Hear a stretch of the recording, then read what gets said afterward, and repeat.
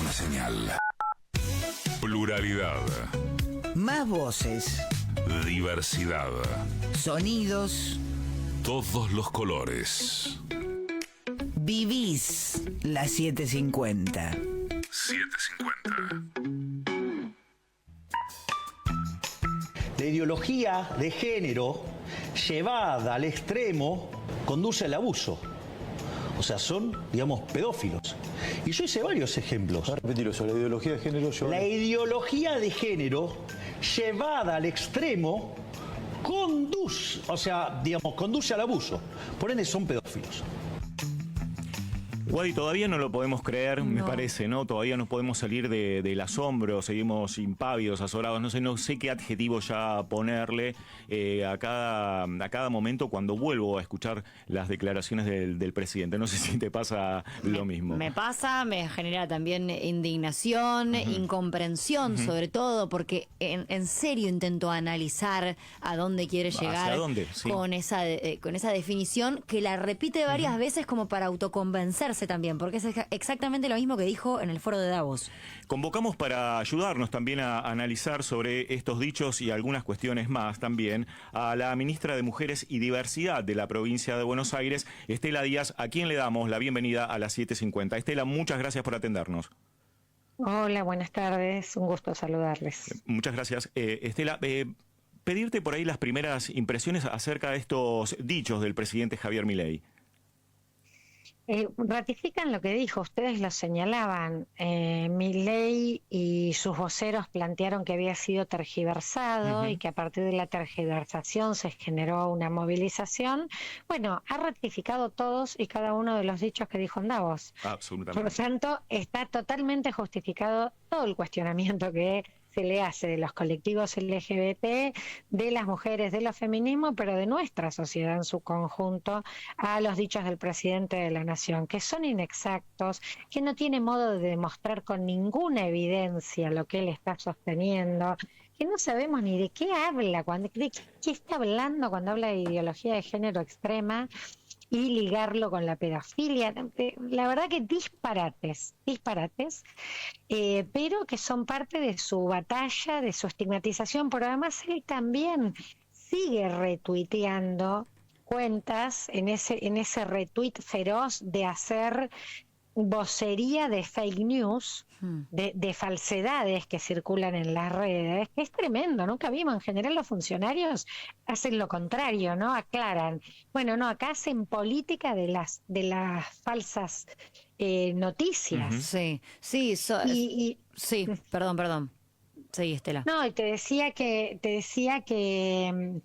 en realidad él sigue sosteniendo lo que planteó en Davos, siguen sosteniéndolo sus funcionarios y redoblan la apuesta ahora planteando que se van a ir de la Organización Mundial de la Salud.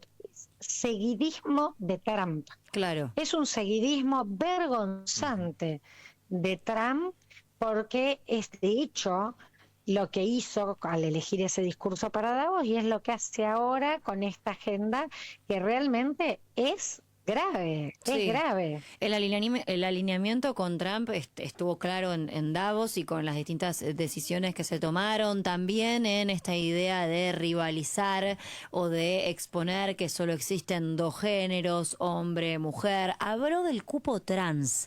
Digo, para ir a las definiciones y las posibles acciones de aquí en adelante. Para Milei, el cupo para cualquier cosa está mal. ¿Cómo explicar que esto no es así? ¿Cómo contrarrestarlo? Bueno, decirte en primer lugar que el cupo trans en la provincia de Buenos Aires está vigente. Es una ley del año 2015, tiene su registro que lo lleva adelante el Ministerio de Trabajo de la provincia, el registro Diana Zacayán, que se llama así en homenaje a Diana Zacayán, que fue quien impulsó además el cupo laboral en la provincia de Buenos Aires y también tuvo mucho que ver con el nacional. Bueno, fue víctima de un terrible travesticidio, Diana. Y así que acá sigue vigente, seguimos trabajando con ese registro, incorporando a personas trans en la provincia de Buenos Aires. La ley está hecha para respetarla. Y Milei tiene la obligación de respetar las leyes y los marcos normativos de la Argentina.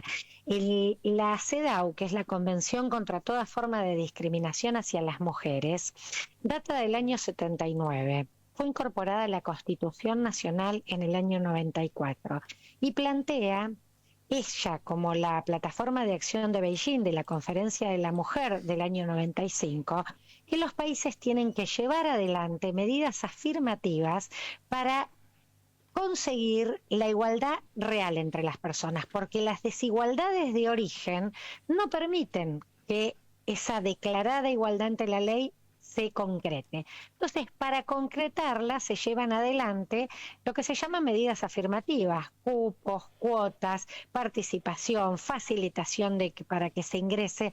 Esto es ley en la Argentina. Milei debe cumplir. Él juró por nuestra Constitución. Está faltando a la palabra que dio cuando juró como presidente. Digamos, él trabajará, como ya lo planteó, para que todo lo que pueda de estas leyes eliminarlas. Pero hasta acá no las eliminó, por lo tanto debe respetarlas. Ministra, la llevo a otro tema. Sé que por ahí tiene que ver, o está más vinculado a otra cartera que tiene que ver con el Ministerio de Salud de la provincia, porque hace algunos días, justamente en esta entrevista, la que escuchábamos recién, y justamente en esa señal informativa también, se había presentado un informe sobre centros de salud de hormonización y también de cambio de género en la provincia de Buenos Aires, que después algunos funcionarios de la provincia tuvieron que salir a aclarar. Quería algunas impresiones suyas sobre este tema, y preguntarle también si las dos carteras, tanto la que usted preside como la de salud, trabajan en conjunto en la provincia de Buenos Aires. Bueno, decirte en primer lugar, el ministro de Salud, Nicolás Kreplak, fue muy claro en entrevistas que ha dado y notas con el tema. Ellos efectivamente publican, empieza una diputada de Libertad Avanza, una falsa noticia. Publica sacando del portal, sí, los centros, que no son 240, son 142, consultorios, no son centros de salud, son consultorios en hospitales, en UPA, en centros de salud, que cuentan con personal interdisciplinario especializado que acompaña, que conoce la legislación específica y que acompaña a las personas trans, binarias en su proceso a la población LGBT en general, en su proceso de transición, y eso puede tener acompañamiento psicológico. No son centros de hormonización, ni mucho menos, y para nada, lugares donde se hacen operaciones genitales, como ellos dicen, y ni para infancias. O sea que es absolutamente falso lo que están señalando. Sí.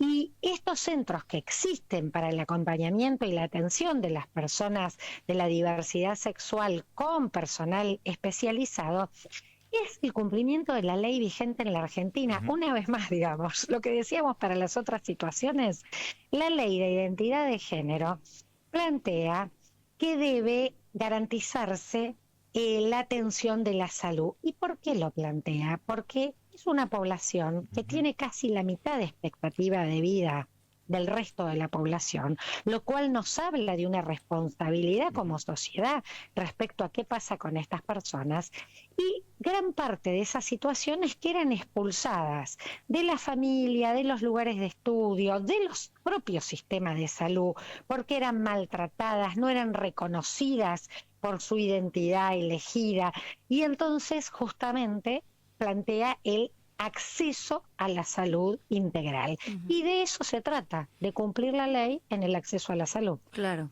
Bueno, evitó hablar Milei en la entrevista de esta propuesta, este proyecto para eliminar la figura de femicidio del Código Penal, pero sabemos que está entre los temas a abordar en este 2025. ¿Es posible hacerlo sin pasar por el Congreso?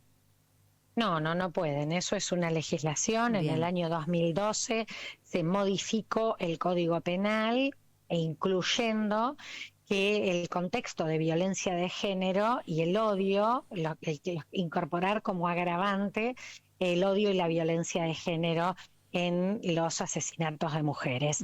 Y eso tiene que cambiar el Código Penal para cambiarlo. No puede cambiarlo por decreto, por más que él ahora nos amenaza con su nuevo decreto 70-2025. Lamentablemente tiene vigente el del 70-23, que viene haciendo estragos con la desregulación económica y la falta de controles, la falta de protección en general, pero bueno, eso tiene que pasar por el Parlamento, no puede hacerlo de otra manera. Y de todas maneras ya han señalado, porque nosotras dijimos, esto tiene efectos, no solo para adelante, sino que puede tener efectos en las personas que están detenidas y condenadas, porque pueden pedir la morigeración de la pena o en algunos casos la libertad, dependiendo los años que ya lleven detenidos. Así que tiene efectos y además, sobre todo, es lo que nosotros nos encontrábamos en muchas situaciones con mucha impunidad en los femicidios, que el 90% ocurren en las relaciones sexoafectivas, ya sean parejas o exparejas. Nosotros hemos trabajado muchísimo para que se investigue con perspectiva de género, se caratule correspondientemente, se sancione, se llegue efectivamente a la verdad, porque bueno, teníamos cantidad de hechos que aparecían como suicidios, por ejemplo, o la clásica de lo quemado que se lesionó y se quemó y no, o la caída de un edificio. Bueno, pero cantidad hemos conocido de estas situaciones, algunas muy públicas y notorias, que incluso tiene hasta alguna implicancia el que es ministro de Justicia de la Nación en algún caso conocido. Entonces digo, la verdad que justamente el tema es mirar para que haya justicia, porque nosotros tenemos que trabajar en la prevención, en la asistencia, en la atención, pero también es importante que no haya impunidad. Estamos en comunicación con Estela Díaz. Ella es ministra de Mujeres y Diversidad de la provincia de Buenos Aires. Y una última de mi parte, Estela, mirando hacia adelante y si quiere también por ahí en positivo tal vez, ¿qué nos dejó la marcha del sábado?